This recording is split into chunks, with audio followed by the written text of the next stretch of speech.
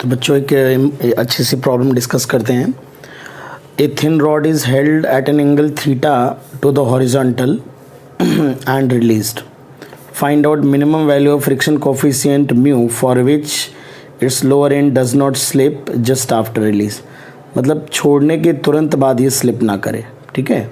मतलब जिस मोमेंट पे हमने छोड़ा उस मोमेंट पे ये पॉइंट जो है वो स्लिप ना करे। इसकी टेंडेंसी पीछे की तरफ स्लिप करने की होगी, तो स्लिप नहीं करना चाहिए। तो चलिए इस प्रॉब्लम को देखते हैं कि म्यू की कितनी वैल्यू आएगी और थीटा की कोई भी वैल्यू पे लेट मान लेते हैं। अगर हमें न्यूमेरिक आंसर निकालना होगा तो थीटा की कोई जनरल वैल्यू दे देगा। लेट अस सपोज 30 डिग्री पे हमें सॉल्व करना है, ठीक है। तो पहले हम जनरल थीटा के टर्म में सॉल्व कर लेते हैं, फिर 30 डिग्री वैल्यू पुट कर लेंगे, ठीक है। तो जब आप इसको छोड़ेंगे और इन्होंने कहा कि ये पॉइंट स्लिप नहीं करना चाहिए, ठीक है, तो हम ये मान के ही चलेंगे कि ये पॉइंट स्लिप नहीं कर रहा है, ठीक है। ये पॉइंट हिल नहीं रहा अपनी जगह से, ठीक है। जो कि इन्होंने बोल दिया है इसका मतलब ऐसा होना है, तो हम ये मान लेंगे कि ऐसा ही हो रहा है और देखेंगे कि मिनिमम फ्रिक्शन कोफिशिएंट कितना चाहिए। तो बेटा यहाँ पे अगर आप देखेंगे तो अगर ये पॉइंट हिल नहीं रहा है तो इस पॉइंट को फिक्स्ड पॉइंट या हिंज पॉइंट के जैसा ट्रीट कर सकते हैं और ये रॉड क्लॉकवाइज रोटेट करेगी। इस पॉइंट के अबाउट प्योर रोटेशन होगा, ठीक है। तो यहाँ पे ग्राउंड के परपेंडिकुलर एक नॉर्मल रिएक्शन लगेगा सरफेस के परपेंडिकुलर, और एक इसकी टेंडेंसी इस डायरेक्शन में होगी स्लिप करने की, क्योंकि आप देख सकते हैं कि इस पे ये जो सेंटर ऑफ मास होगा ये L/2 रेडियस का सर्कुलर मोशन करेगा। तो कुछ रेडियस के परपेंडिकुलर ऐसे एक्सेलरेशन होगा, टेंजेंशियल जो इसका सर्कल बनेगा वो इस तरह से बनेगा, और इधर की तरफ सेंट्रीपिटल एक्सेलरेशन होगा। तो उसके लिए आपको एक ना कोई फोर्स इस डायरेक्शन में चाहिए रॉड के अलोंग, ठीक है। और उसका एक हॉरिजॉन्टल कंपोनेंट भी कह सकते हो। तो हॉरिजॉन्टल डायरेक्शन में भी इधर की तरफ हमें कह सकते हैं कि फोर्स लगेगा। तो फ्रिक्शन जो है वो इस डायरेक्शन में भी आ सकता है, इस डायरेक्शन में भी आ सकता है। वो डिफरेंट एंगल पे डिपेंड करेगा कि सेंटर ऑफ मास का अगर नेट एक्सेलरेशन हॉरिजॉन्टल डायरेक्शन में इधर की तरफ है तो फ्रिक्शन की डायरेक्शन ये होगी, और अगर इधर की तरफ है तो फ्रिक्शन की डायरेक्शन इधर होगी, ठीक है ना। तो अभी ऐसे मान लो कि जब स्लिपिंग की टेंडेंसी होती है इसके पीछे की तरफ स्लिपिंग की टेंडेंसी होगी, तो जनरली जो है इस सिचुएशन में जो फ्रिक्शन लगेगा वो इस डायरेक्शन में लगेगा, mu into N. Mu N तो लिमिटिंग फ्रिक्शन है, तो मैं FR मानता हूँ, सिंपल FR मानता हूँ, फिर हम लोग आगे डिस्कस करेंगे, ठीक है। म्यू एन जो है वो लिमिटिंग फ्रिक्शन है जो म्यू एन हो सकता है, ठीक है। म्यू एन लगेगा कि नहीं लगेगा ये चर्चा का विषय है और इस पे हम बाद में बात करेंगे। तो जैसे बच्चों इन्होंने कहा कि जब भी ऐसा क्वेश्चन होता है जिसमें स्लिपिंग के चांसेस बनते हैं तो इन्होंने कहा कि स्लिप नहीं करना चाहिए। तो हम ये निकाल लें कि नो स्लिपिंग के लिए हम जानते हैं कि जो जनरल कंडीशन है पूरी मैकेनिक्स में हम लोग पढ़ते हैं कि फॉर नो स्लिपिंग, अगर स्लिपिंग नहीं होनी है उस मोमेंट पे, तो जो रिक्वायर्ड फ्रिक्शन है, फ्रिक्शन जो हमने यहाँ पे माना है, जो लग रहा होगा फ्रिक्शन की जो रिक्वायर्ड वैल्यू है वो लिमिटिंग फ्रिक्शन से छोटी होनी चाहिए।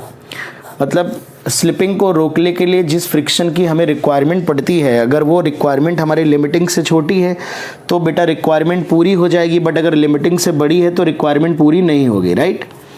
तो हम ये देख लें कि हमें इस मोमेंट पे अगर स्लिपिंग को रोकना है तो फ्रिक्शन कितना रिक्वायर्ड होगा। तो इस पॉइंट को स्टैटिक मानते हुए जो भी फ्रिक्शन की वैल्यू आएगी वही हमारी रिक्वायर्ड वैल्यू होगी, और वो लिमिटिंग फ्रिक्शन म्यू एन से छोटी होनी चाहिए। यानी क्योंकि अगर म्यू एन से ज़्यादा रिक्वायरमेंट है तब वो रिक्वायरमेंट पूरी नहीं हो पाएगी, इसका मतलब ये पॉइंट फिर रुक नहीं पाएगा, ठीक है ना। तो this is the general condition for no slipping in any case. तो चलिए बच्चों मान लेते हैं कि इस बॉडी का जो एंगुलर एक्सेलरेशन है वो अल्फ़ा है। तो इसको दोबारा से यहाँ पे डायग्राम रीड्रॉ कर लेते हैं, ठीक है। इस पॉइंट के अबाउट रोटेट कर रहा है, ये एंगल थीटा है हॉरिजॉन्टल से, तो यहाँ पे जो mg लगेगा इस तरह से लग रहा है mg। ये लेंथ L/2 है यहाँ तक, ठीक है। तो लेंथ इसकी मान लेते हैं, मास m है, लेंथ L ले लेते हैं। तो यहाँ पे torque equal to I alpha लगाएंगे अबाउट दिस, क्योंकि फिक्स्ड एक्सिस है तो लगा सकते हैं, ठीक है। तो यहाँ पे आएगा mg into L/2 cos theta, और ml²/3 होगा इंटू अल्फ़ा। तो यहाँ से अल्फ़ा की वैल्यू आ रही है 3g cos theta divided by 2L, ये बच्चों अल्फ़ा की वैल्यू आएगी, एंगुलर एक्सेलेरेशन की वैल्यू आएगी, राइट। और जस्ट आफ्टर रिलीज़ अगर हम बात करें तो ओमेगा की वैल्यू जो है वो 0 है, तो ओमेगा है नहीं। तो इस सेंटर ऑफ मास का जो सर्कुलर मोशन हो रहा है इसके पास दो एक्सेलेरेशन होंगे, एक टेंजेंशियल एक्सेलेरेशन होगा आर अल्फ़ा, तो रेडियस L/2 है, अल्फ़ा इस, और एक सेंट्रीपिटल एक्सेलेरेशन होता है इस डायरेक्शन में, बट वो 0 है अभी इस सिचुएशन में, ठीक है ना।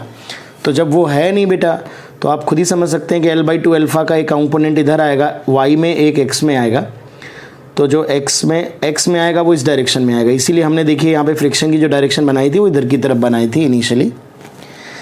तो अगर ये एंगल थीटा है तो इसका सेंटर ऑफ मास का x डायरेक्शन में एक्सेलरेशन होगा, तो ये अगर एंगल देख लिया जाए कितना, ये थीटा है 90 माइनस थीटा, ये थीटा है 90 माइनस थीटा।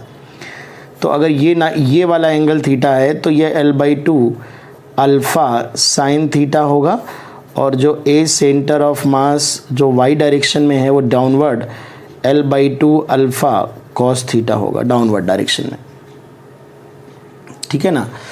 तो हमारा टारगेट है फ्रिक्शन कैलकुलेट करना, फ्रिक्शन की वैल्यू क्या आएगी। तो अगर मैं x डायरेक्शन में न्यूटन्स लॉ लगा लूँ तो फ्रिक्शन चूँकि ऐसे लग रहा है यहाँ पे और ये ऐसे नॉर्मल लग रहा है, तो सबसे पहले अगर मैं x डायरेक्शन में न्यूटन्स लॉ लगाऊंगा तो फ्रिक्शन हो जाएगा mass into acceleration in x direction, centre of मास का एक्सेलरेशन। तो यहाँ से फ्रिक्शन की वैल्यू आ रही है m, और ax की वैल्यू है L/2 अल्फ़ा साइन थीटा, तो साइन थीटा है, और अल्फ़ा की वैल्यू मैं पुट कर देता हूँ 3g cos theta divide by 2L। तो ये हमारा फ्रिक्शन की वैल्यू आ जाएगी, ठीक है। और नॉर्मल रिएक्शन की वैल्यू y डायरेक्शन में अगर मैं न्यूटन्स लॉ लगाऊंगा तो आप देखिए नॉर्मल ऊपर की तरफ ऐसे लग रहा है, तो mg डाउनवर्ड है, नॉर्मल ऊपर की तरफ है, तो mg minus n it is equal to m into ay। तो यहाँ से नॉर्मल की वैल्यू आ रही है mg माइनस m/ay, और ay की वैल्यू है बच्चों L/2 अल्फ़ा कॉस थीटा, ठीक है ना। तो यहाँ से m कॉमन ले लेंगे हम, तो यहाँ पे आ रहा है g minus L/2 cos theta, और अल्फ़ा की वैल्यू भी लिख लेते हैं, तो 3g cos theta divided by 2L। तो यहाँ पे हम लोगों ने नॉर्मल रिएक्शन कैलकुलेट कर लिया है, ठीक है, नॉर्मल रिएक्शन कैलकुलेट कर लिया है, ठीक है। यहाँ पे अल्फ़ा की वैल्यू पुट कर दी हमने, नॉर्मल रिएक्शन कैलकुलेट कर लिया, ये फ्रिक्शन कैलकुलेट करी। ये जो फ्रिक्शन है this is called required friction, मतलब अगर हमें स्लिपिंग नहीं चाहिए तो इतना फ्रिक्शन लगना चाहिए वहाँ पे, इतना फ्रिक्शन होना चाहिए। अगर इससे इतना फ्रिक्शन अगर मौजूद है वहाँ पे तो स्लिप नहीं करेगा, क्योंकि फ्रिक्शन की रिक्वायरमेंट पूरी हो जाएगी। तो जो भी फ्रिक्शन बच्चों हम कैलकुलेट करके सॉल्व करते हैं वो हमेशा रिक्वायर्ड फ्रिक्शन होता है। और ज़्यादा से ज़्यादा फ्रिक्शन कितना हो सकता है, कितना लग सकता है, that is limiting friction μn। तो फॉर नो स्लिपिंग जो रिक्वायर्ड फ्रिक्शन है, जो कि ये वाली वैल्यू है m, और यहाँ पे L से L कट जाएगा, तो यहाँ पे 3g, तो 3/4 आ जाएगा mg cos theta sine theta, ठीक है, cos theta into sine theta. ये कैलकुलेशन देख लीजिएगा, ये रिक्वायर्ड फ्रिक्शन है, ये छोटा होगा या बराबर होगा μn से, ठीक है, μn, और n की वैल्यू ये रख देंगे आप, ये लंबी सी वैल्यू अगर आप रख देंगे तो यहाँ से म्यू में एक इनइक्वालिटी आ जाएगी। सॉल्व करने के बाद इस इक्वेशन को I think you will gate 3/2, ऊपर आएगा साइन 2 थीटा, इसको सिंप्लीफाई कर लीजिएगा, divided by 1 plus 3 sine square theta, ठीक है। तो म्यू की जो मिनिमम वैल्यू होनी चाहिए वो इतनी होनी चाहिए 3/2 sine 2 theta upon 1 plus 3 sine square theta. तो इस इनइक्वालिटी को अगर सिंप्लीफाई आप करेंगे, सॉल्व करेंगे, तो म्यू की मिनिमम वैल्यू आ जाएगी। ग्रेटर आर इक्वल टू का मतलब ये this is the minimum value, और 30 डिग्री पुट कर देंगे, दिस इज साइन 60 और ये साइन स्क्वायर 30, तो थीटा इक्वल टू 30 डिग्री के लिए म्यू की मिनिमम वैल्यू बच्चों आपको मिल जाएगी। ओके, तो इस तरह से इस प्रॉब्लम को आप सॉल्व करेंगे। Let us discuss one more problem. एक अच्छा प्रॉब्लम है बच्चों। इस प्रॉब्लम को मैंने शॉर्ट में लिख दिया है। कंप्लीट प्रॉब्लम कुछ इस तरह से है।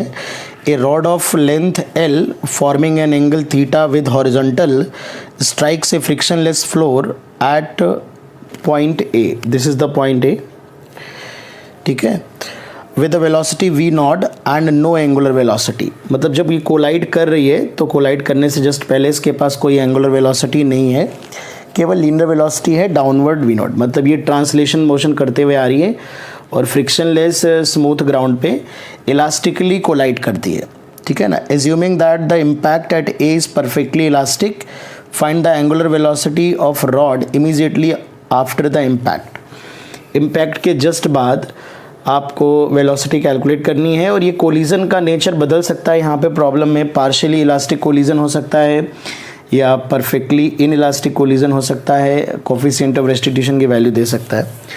तो इलास्टिक कोलिजन के लिए हम लोग यहाँ पे सॉल्व करेंगे। तो यहाँ पे आप समझ सकते हैं जस्ट बिफोर इम्पैक्ट है बेटा, जस्ट बिफोर इम्पैक्ट, ये अभी जस्ट टच नहीं कर रहा है, ऐसा मान लो, थोड़ा सा गैप है यहाँ पे। तो इसका हर पॉइंट v नॉट वेलोसिटी से मूव कर रहा था। ये ट्रांसलेटरी मोशन कर रही होगी, हर पार्टिकल इसका v नॉट वेलोसिटी से मूव कर रहा था। तो जब मोशन था इट वाज प्योर ट्रांसलेशन। जब इम्पैक्ट हुआ होगा तो आप देख सकते हैं यहाँ पर एक इम्पल्सिव नॉर्मल लगा होगा, है ना। This is your impulsive force, right. This is, ये इम्पल्सिव नॉर्मल लगा है और एक ग्रेविटी तो लगी रही है हमेशा, है ना। तो this is the moment of collision. Impulsive normal के सामने ये जो ऑर्डिनरी ग्रेविटी होती है, आप जानते हैं कि this impulsive normal is far greater than the gravity. तो अगर हम dt टाइम इंटरवल के लिए चेंजेस कंसीडर करें एंगुलर मोमेंटम या मोमेंटम में, तो हम लोग डिस्कस करते हैं फिजिक्स में, बेसिक इलस्ट्रेशंस में हम पढ़ते हैं कि इम्पल्सिव फोर्सेस अगर लग रहे हो, साथ ही साथ ऑर्डिनरी फोर्सेस भी लग रहे हो ड्यूरिंग द इम्पैक्ट, तो हम जानते हैं अगर हम बहुत छोटा टाइम इंटरवल लें dt, very small time interval, जो कि इम्पैक्ट का टाइम इंटरवल जनरली बहुत छोटा होता है, तो ऐसे छोटे टाइम इंटरवल में हम ऑर्डिनरी फोर्सेस की वजह से आने वाले चेंजेस, जो भी मोमेंटम और एंगुलर मोमेंटम में चेंजेस होते हैं, उनको इग्नोर कर सकते हैं। You can simply say that we can ignore this gravity with as compare to this normal reaction during this impact, because this is impulsive in nature which is thousands time greater than the gravity, right. तो अब बात करते हैं कि कैसे हम इस question को अप्रोच करेंगे। तो एक तो सिंपल लीनियर, दो तरीके से अप्रोच कर सकते हैं, लीनियर इम्पल्स और एंगुलर इम्पल्स अप्लाई कर सकते हैं। लेकिन इम्पल्स और एंगुलर इम्पल्स तब अप्लाई करना चाहिए मेरे हिसाब से जब तक अगर आप conservation momentum, conservation of angular momentum, कोई ऐसी एक्सिस, कोई ऐसा पॉइंट अगर आप देख पा रहे हैं जिसके अबाउट आप अप्लाई कर सकते हैं, तो मेरे हिसाब से वही आपको अप्लाई करना चाहिए। तो सबसे पहले हम यहाँ पर ये मानेंगे कि कोलिजन के जस्ट बाद सिचुएशन क्या है। तो कोलिजन के जस्ट बाद लेट अस सपोज, क्योंकि ट्रांसलेशन भी होगा और इस नॉर्मल की वजह से एक सेंटर ऑफ मास के बाद टॉर्क लगेगा, तो बॉडी में एक एंगुलर वेलोसिटी ओमेगा आ जाएगी एंड बॉडी में कुछ वेलोसिटी v आ जाएगी, right. Let us suppose velocity v आ गई सेंटर ऑफ मास में और जो एंगुलर वेलोसिटी ओमेगा से बॉडी रोटेट करने लगी। तो आप देख सकते हैं हमारे पास दो वेरिएबल हैं, एक v है और एक ओमेगा है। तो एक तो आप चाहो तो इलास्टिक कोलिजन है तो एनर्जी कंजर्वेशन भी लगा सकते हो, मैकेनिकल एनर्जी, तो एक इक्वेशन वहाँ से मिल जाएगी। और चूँकि यहाँ पे एक्स डायरेक्शन में कोई मोमेंटम होगा भी नहीं, ठीक है, क्योंकि एक्स डायरेक्शन में कोई इम्पल्स नहीं लिख रहा है, तो सेंटर ऑफ मास की जो भी वेलोसिटी होगी वो वाई डायरेक्शन में ही होगी। तो वाई डायरेक्शन में मोमेंटम कंजर्वेशन लगा नहीं सकते बिकॉज नॉर्मल है, तो एनर्जी कंजर्वेशन लगा सकते हैं। अब हम सोचेंगे कि क्या एंगुलर मोमेंटम कंजर्वेशन लगा सकते हैं किसी पॉइंट के अबाउट। तो एंगुलर मोमेंटम कंजर्वेशन के लिए किसी एक्सिस के अबाउट या किसी पॉइंट के अबाउट टॉर्क जीरो होना चाहिए। तो अगर मैं फॉर dt टाइम इंटरवल देखूं, dt टाइम इंटरवल, तो dt बहुत छोटा है, तो इस पॉइंट के अबाउट हम कह सकते हैं कि टॉर्क जीरो। अगर इस पॉइंट को मैं a कह रहा हूं तो टॉर्क अबाउट a जीरो है, क्योंकि हम यहाँ पे ग्रेविटी को, mg को निगलेक्ट कर रहे हैं। क्यों निगलेक्ट कर रहे हैं? क्योंकि स्मॉल टाइम इंटरवल के लिए, है ना, लंबे समय के लिए निगलेक्ट नहीं कर सकते हैं, only for very small time interval, जो कि इम्पैक्ट के दौरान छोटा सा टाइम इंटरवल है। तो इस पॉइंट के अबाउट अगर हम देखें तो कोई टॉर्क नहीं है, बिकॉज नॉर्मल का टॉर्क जीरो हो जाएगा और mg ऑर्डिनरी है, इसकी वजह से कोई खास एंगुलर मोमेंटम में चेंज नहीं आएगा। तो we can conserve angular momentum conservation लगा सकते हैं अबाउट पॉइंट ए। अच्छा, मैकेनिकल एनर्जी कंजर्वेशन के साथ साथ अगर हम चाहें तो कोफिशिएंट ऑफ रेस्टिट्यूशन भी अप्लाई कर सकते हैं, बिकॉज एनर्जी कंजर्वेशन में हमें two degree equation, quadratic type equation solve करनी पड़ती है, और कोफिशिएंट ऑफ रेस्टिट्यूशन अगर ये पॉइंट पे लगाएं तो गए तो लीनियर इक्वेशन सॉल्व करनी पड़ेगी। तो first of all we will apply the angular momentum conservation about point A on the ground. ठीक है, चलिए तो देख लेते हैं। तो कोलाइड करने से पहले कितना एंगुलर मोमेंटम रहा होगा, तो इस पॉइंट के अबाउट अगर देखेंगे तो इस पॉइंट के अबाउट जो एंगुलर मोमेंटम होगा सेंटर, कोई ट्रांसलेटरी मोशन में पूरा का पूरा मास सेंटर ऑफ मास पे मान लेते हैं, और if this angle is theta, ये थीटा गिवन है प्रॉब्लम में हमें, this angle is theta given, तो ये थीटा है, तो ये जो डिस्टेंस आएगी सेंटर ऑफ मास की वेलोसिटी की लाइन ऑफ एक्शन से पॉइंट की perpendicular distance, this is L/2 and this length is L/2 cos theta, L/2 cos theta.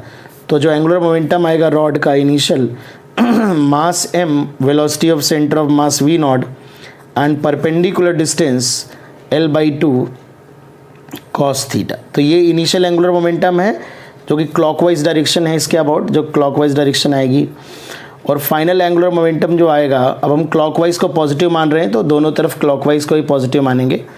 तो चूंकि यहाँ पे रॉड का इस पॉइंट के अबाउट लिखना है ग्राउंड पे जो पॉइंट लाई कर रहा है, ठीक है, तो अगर जनरल ट्रांसलेशन प्लस रोटेशन दोनों हो रहे हैं तो एंगुलर मोमेंटम लिखेंगे रिजिड बॉडी का, angular momentum of body with respect to its centre of mass plus angular momentum of centre of mass with respect to ground. तो सेंटर ऑफ मास के respect में आएगा I centre of mass, that is ml²/12 into omega, this is in clockwise direction, so we will take it positive.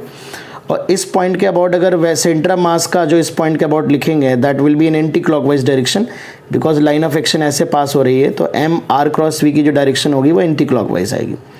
ये जो distance आएगी आप देख सकते हैं, ये once again just after impact है, तो अभी कोई इसमें चेंज नहीं आया है, तो ये L/2 cos थीटा ही रहेगा, ठीक है ना, इस पे कोई बदलाव नहीं है, तो ये थीटा ही रहेगा क्योंकि इम्पैक्ट के तुरंत बाद हम जानना चाह रहे हैं।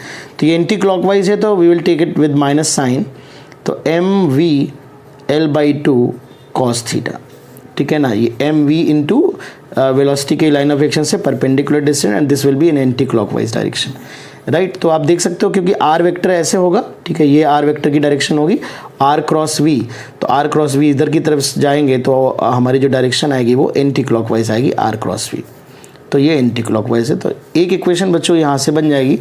सेकेंड इक्वेशन हम कोफिशिएंट ऑफ रेस्टिट्यूशन बना लेते हैं, तो परफेक्टली इलास्टिक कोलिजन ई की वैल्यू 1 होगी, और ये ई हम जानते हैं क्या होता है, ये नॉर्मल के अलॉन्ग अप्लाई करते हैं, तो relative speed of separation divided by relative speed of approach